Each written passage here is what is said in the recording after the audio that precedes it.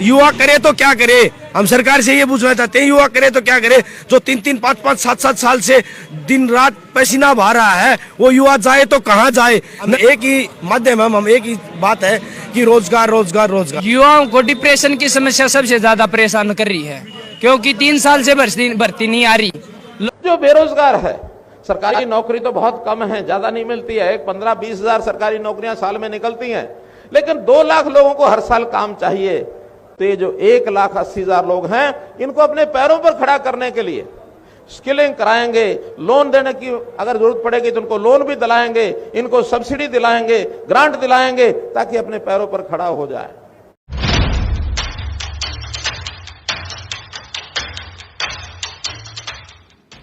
नमस्कार दोस्तों, स्वागत है आप सभी का टीयू न्यूज हरियाणा पर।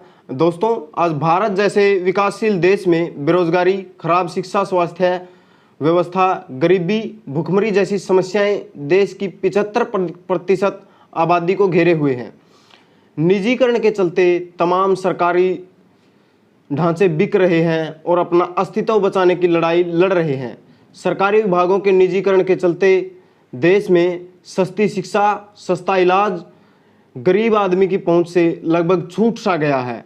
जिस हिसाब से देश में बेरोजगारों की फौज लगातार बढ़ रही है, हालात और भी खराब होने तय हैं। आज हम इस वीडियो में बात करेंगे बेरोजगारी जैसे मुद्दे की, कि कैसे देश में और हरियाणा में जो सरकार है वो युवाओं के भविष्य के साथ खिलवाड़ कर रही है। CMI के आंकड़ों के मुताबिक 2006 में भारत में बेरोजगारी की दर 5.52% थी और हरियाणा में 6.1%, जो आज 2022 में बढ़कर देश में 8.1% और हरियाणा में 34.1% हो गई है। और इसी के साथ हरियाणा जो है वो बेरोजगारी में पूरे देश में नंबर 1 पर आ गया है। जो सरकार देश को और हरियाणा को विकास में नंबर 1 पर लाने की बात करती थी, आज उसने हरियाणा को बेरोजगारी में नंबर 1 पर लाकर खड़ा कर दिया है। 2019-20 में कोरोना के कारण और अब सरकार की नीतियों के कारण लाखों बेरोजगारों की फौज जो है वो हरियाणा के अंदर खड़ी की जा रही है। साल 2014 के इलेक्शन में बीजेपी दावा करती है कि बेरोजगारी को हरियाणा से ख़त्म कर दिया जाएगा। इसके लिए युवाओं को 100 घंटे का काम, उसके बदले में 6,000 और 9,000 रुपये मासिक मानदेय, प्रदेश के सभी रोजगार कार्यालयों में दर्ज बेरोजगारों को नौकरी या काम दिया जाएगा और हरियाणा से बेरोजगारी को मिटा दिया जाएगा। इसके अलावा निजी क्षेत्र में हरियाणा के बेरोजगारों के लिए 75% नौकरियों को आरक्षित किया जाएगा। जो खिलाड़ी हैं हरियाणा के, उन्हें भी राज्य सरकार में नौकरी देकर सम्मानित किया जाएगा। हरियाणा में जो ठेका प्रथा है उसको खत्म किया जाएगा और जो कर्मचारी हैं उनके हित को ध्यान में रखकर नीतियां बनाई जाएंगी। इन्हीं वादों के दम पर जो हरियाणा की जनता को सपने दिखाकर बीजेपी चुनाव जीत जाती है और हरियाणा में बहुमत से अपनी सरकार बनाती है। पर एक बड़ा सवाल, हरियाणा के युवाओं को क्या मिला? बेरोजगारी की दर में 26.5% की वृद्धि, देश में बेरोजगारी में 5वां नंबर। और खैर अभी कसर बाकी थी। फिर आते हैं 2019 के चुनाव और हरियाणा बीजेपी अपने मैनिफेस्टो के अंदर बात करती है हमारे सपनों का हरियाणा बनाने की, और खट्टर साहब हरियाणा को राम राज्य के सिद्धांतों वाला राज्य बनाने की बात करते हैं। पर हरियाणा के युवाओं को क्या मिला? वही कोचिंग सेंटरों के धक्के, परीक्षा के नाम पर 300 किलोमीटर के धक्के, और उसके बाद शुरू होता है पेपर लीक, पेपर रद्द का खेल। एक और पार्टी थी 2019 के चुनाव में जो बीजेपी का हरियाणा से सफाया करने की बात करती थी, नाम थी JJP। वायदे उसके भी मोटे मोटे थे। गांव में से शराब के ठेके बंद होंगे, नौकरियों के लिए होम डिस्ट्रिक्ट में ही एग्जाम होंगे, गांव शहर में कोचिंग के लिए हरियाणा हॉस्टल बनाए जाएंगे। आए तो थे बीजेपी का सफाया करने, पर डिप्टी CM का पद भला कौन छोड़ सकता है? जिसका डर था वही हुआ।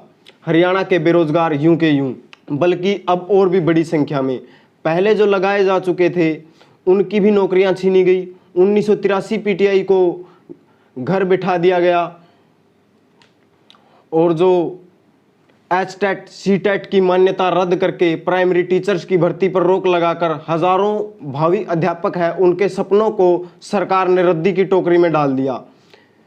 और इसके बाद आता है कोरोना महामारी, जिसने पूरे देश की आम जनता को झकझोर के रख दिया। लाखों करोड़ों लोग यहाँ से वहाँ भागे फिर रहे थे। तमाम जो स्वास्थ्य सेवाएं हैं, उद्योग धंधे हैं, वो चौपट हो रहे थे। जो उद्योग धंधे हैं वो इस अघोषित इमरजेंसी के चलते बंद हो गए थे, ठप हो गए थे। हरियाणा भी जो है इससे बच नहीं पाया।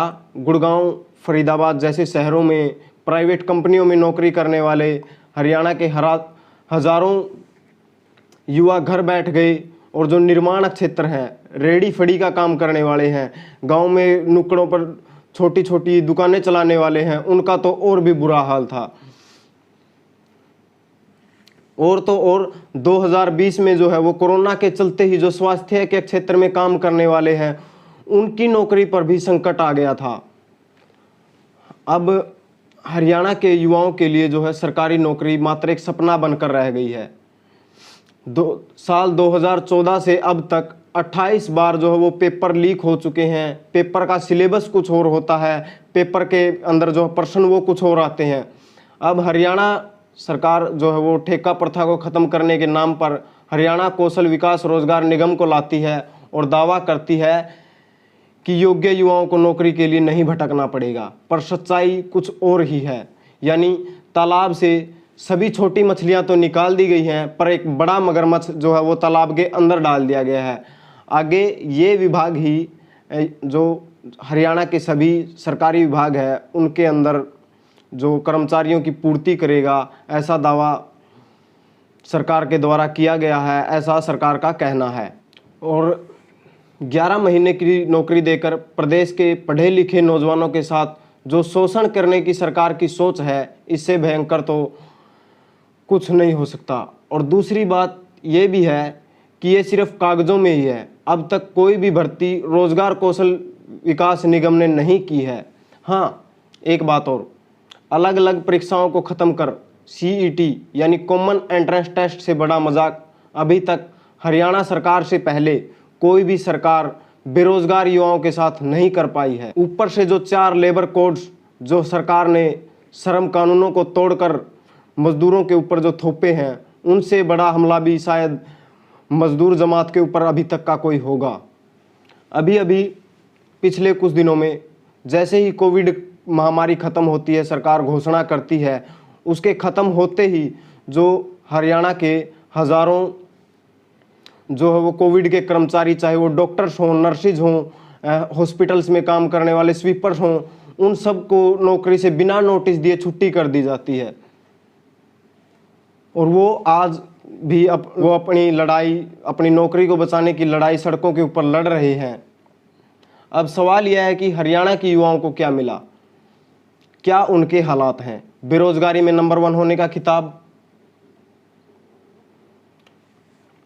बेरोजगारी से आत्महत्या में नंबर 1 होने का खिताब। अभी कुछ दिन पहले की घटना है, भिवानी के तालू गांव का एक लड़का जो कई सालों से आर्मी की तैयारी कर रहा था, वहीं ट्रैक पर पेड़ पर फांसी लगा लेता है और ट्रैक पर रेत पर लिखता है कि इस जन्म में तो मैं फौजी नहीं बन पाया, शायद इसके लिए मुझे अगला जन्म लेना पड़े। और इस तरह के मामले और भी बहुत ज़्यादा देखने को हमारे आसपास मिल जाएंगे।